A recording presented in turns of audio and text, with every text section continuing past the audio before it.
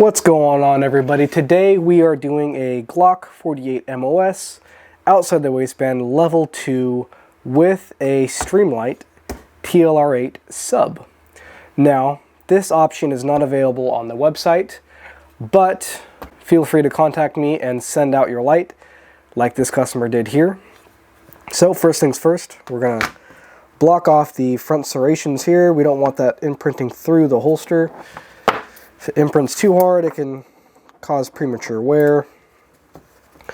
So we'll just make sure those are blocked off real nice. Next, what I like to do is just tape off the sight channel. Makes setting the retention a little bit easier with the mold.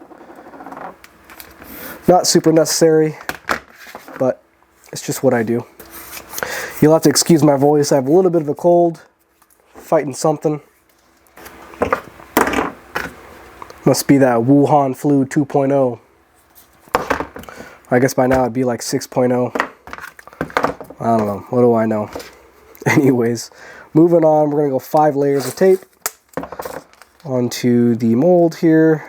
Now, what this does is, again, prevents premature wear on the gun.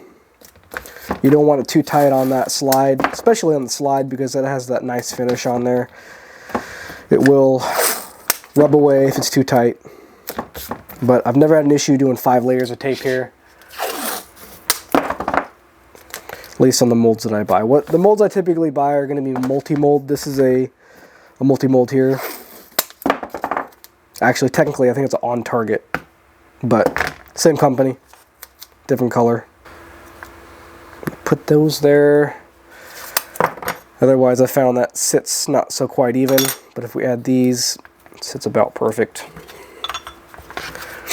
Now, my thought process here is to leave a big gap on that retention point here. Usually, I would suck it up pretty close, but keep in mind, we're going to have this hovering right next to it.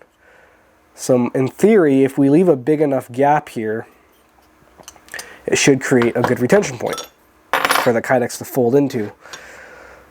But I don't know yet. I haven't really tried this yet, so we're going to learn together. I'm going to put this under the blocking, otherwise that blocking will bend and we'll have to restart the holster, and that's never fun. There is a little nub here that pokes out from the retention screw on the light. I'll show you on this one here. This can actually protrude past the light there. This one doesn't look too bad.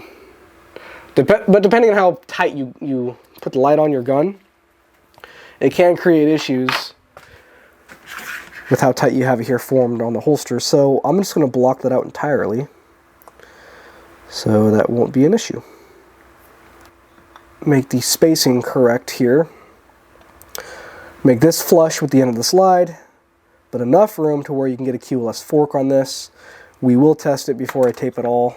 Matter of fact, I'm gonna go grab one. I'm actually gonna mark this.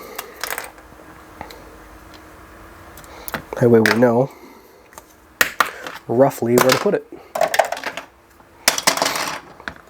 Now, also, I want to scoot this mounting plate out towards the slide, because we want to leave a big gap here so that Kydex can fold into that retention. That looks way too big, but I'm thinking that it's going to be perfect. If not, we can loosen it up, heat it up afterward.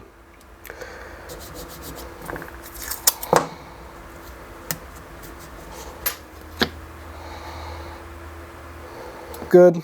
Swap over to this side here. Put that there for the blocking.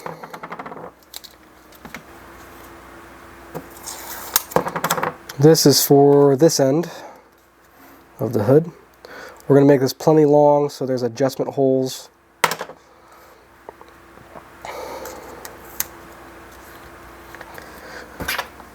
There we have it, guys.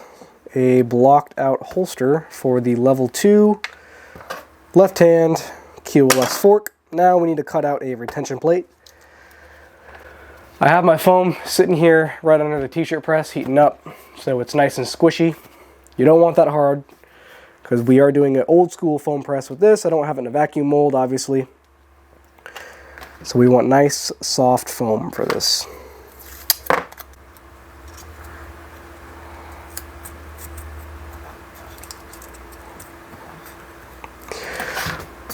I'm going to cut the retention plate. I'll be right back. For me, a minute. For you, no time at all. And we're back. Tape this onto the mold. It'll be good to throw into the press. And from there, we give it about 10 minutes to cool in there. Now, I typically don't do this part, but I'm going to tape downward onto the retention plate here because I don't want the Kydex to fold under this piece of blocking, because if it does, it's going to impede on this laser section of the light and it's going to create a bad fitting holster. Maybe not a bad fitting holster, but a bad, it won't go in or out of the holster at all very well. It might work, but I'd rather not risk it and do something simple and prevent that. Typically, I won't. It's going to look a little bit better if we don't, but that's going to be a lot of work to fix it if it does fold under. So this is the safer option here. Plus, it's going to help keep that retention plate where we want it. It's not going to move on us. Now, the customer didn't request wanting a thicker grade Kydex. Typically, what I'm going to use for inside or light duty outside the waistband holsters is going to be 080. This is 093. It's a little bit thicker.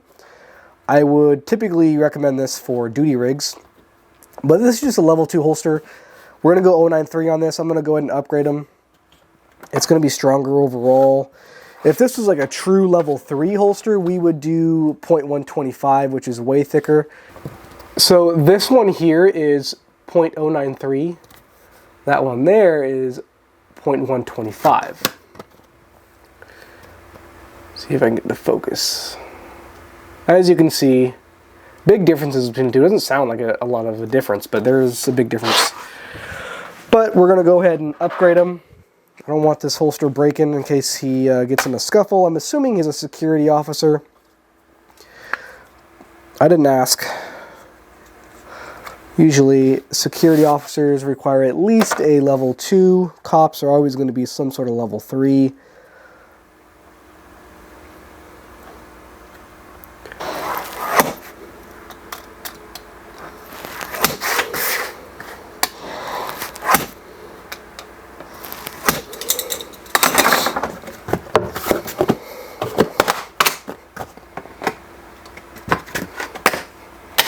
Now, before I get any further, what I like to do is just double check all the blocking, double check the mold.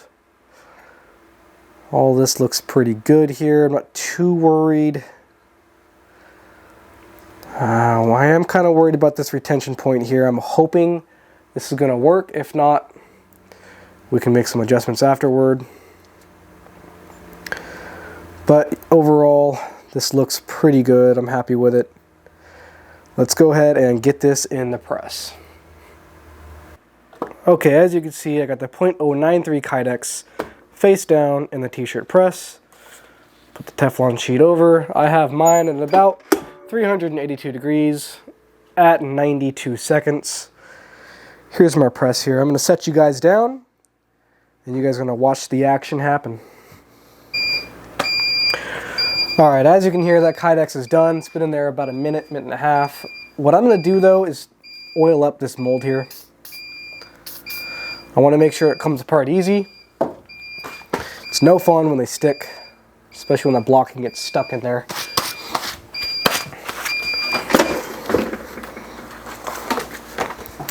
Right, nice and flexible, as you can see. Put that here.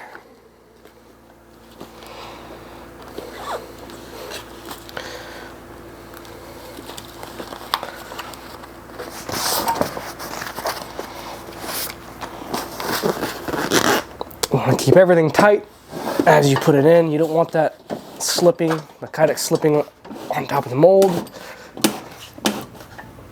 Keep everything tight. And this is actually a motorcycle jack. Faltac Unlimited, another holster builder, showed me this pretty sweet press here. A little bit overkill if you're just trying to make holsters at home, but if you do this commercially like I do, it's a great press.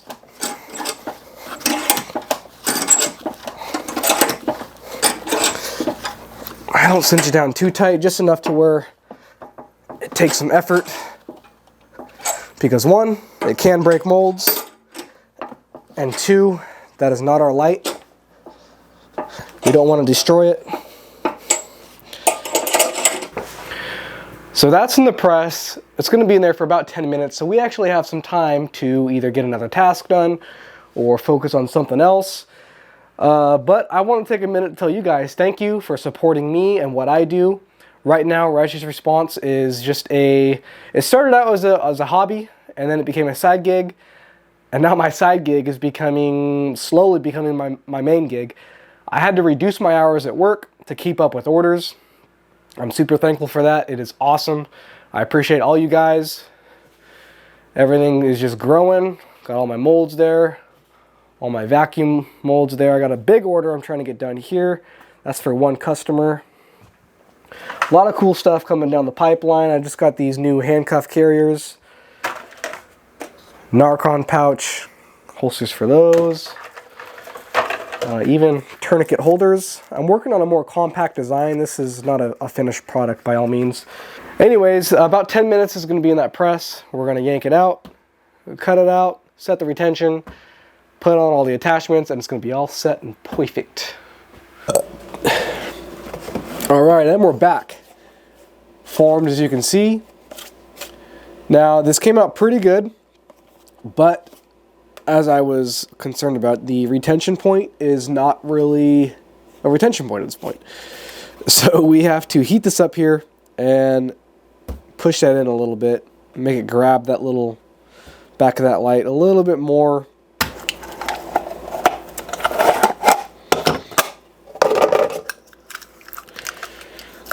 Alright, let's get this thing cut up, and then we will address that retention point. So what we're going to do is start out just like so. Align the mold and the light.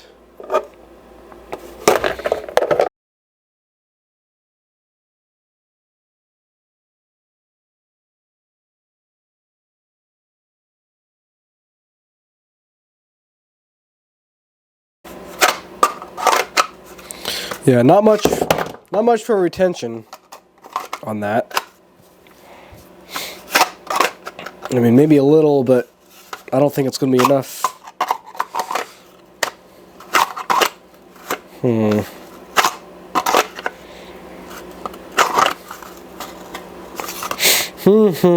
What to do? We'll fix it.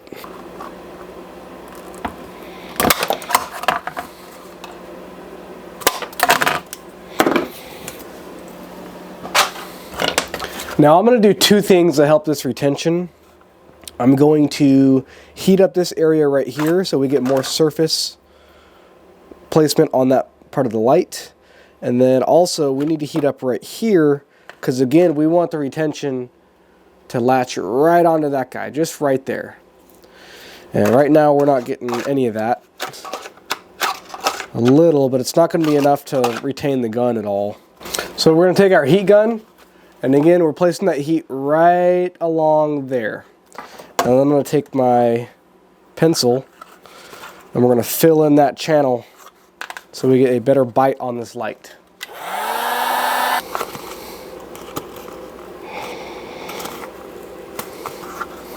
Alright, next we got to work on this retention point. This is going to be a little difficult because it's kind of tucked in between these two plates here, right there. So what we're going to do, we'll actually tape some aluminum strips here just to protect the blocking around it because we want that heat to focus right there in that little corner.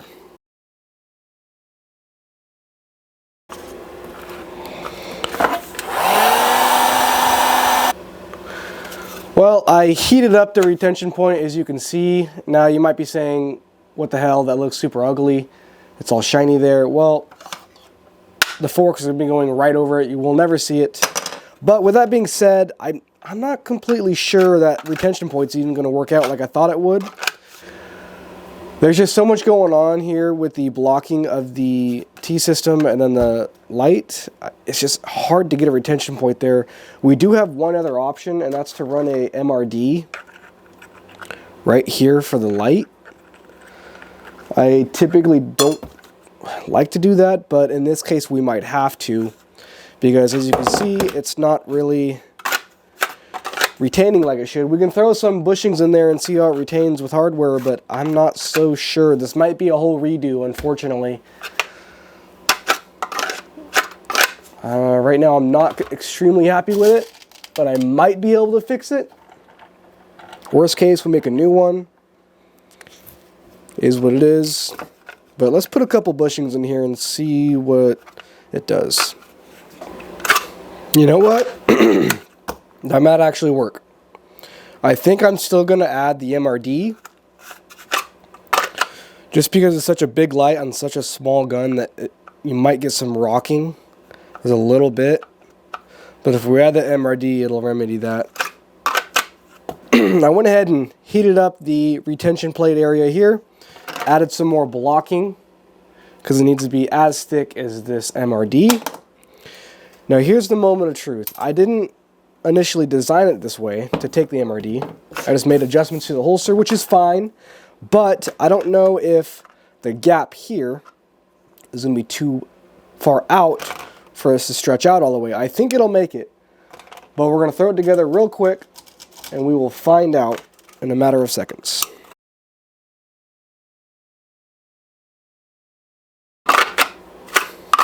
So that feels decent. Hell, even that alone is probably perfect. But we made it for the MRD at this point. We're going to leave it there. But let's see if that MRD will actually reach the light. So it's going to be hard to see here, but that tab needs to come over and make contact with the bottom of that light. To do so, you adjust it with this Allen key. That works out. Yeah, I like that.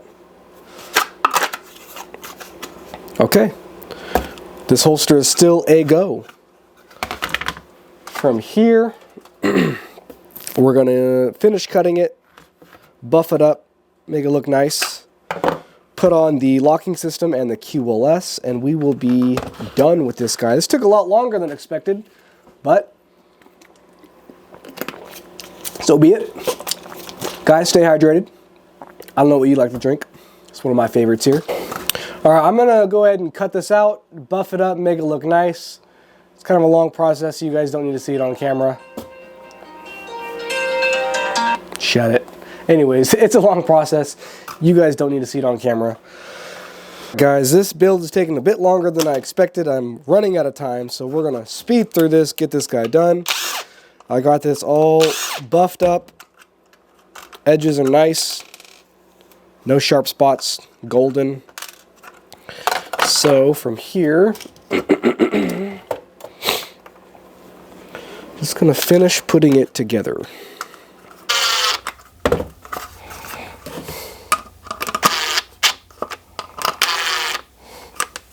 Now, if you're going to Loctite anything on a locking system like this, you should really Loctite the mounting screws that attach this to the holster, because this sees the most pressure, sees the most use on the holster. And if that comes loose, then it kind of defeats the purpose of even having it. So just Loctite them. That's the best thing to do with these guys.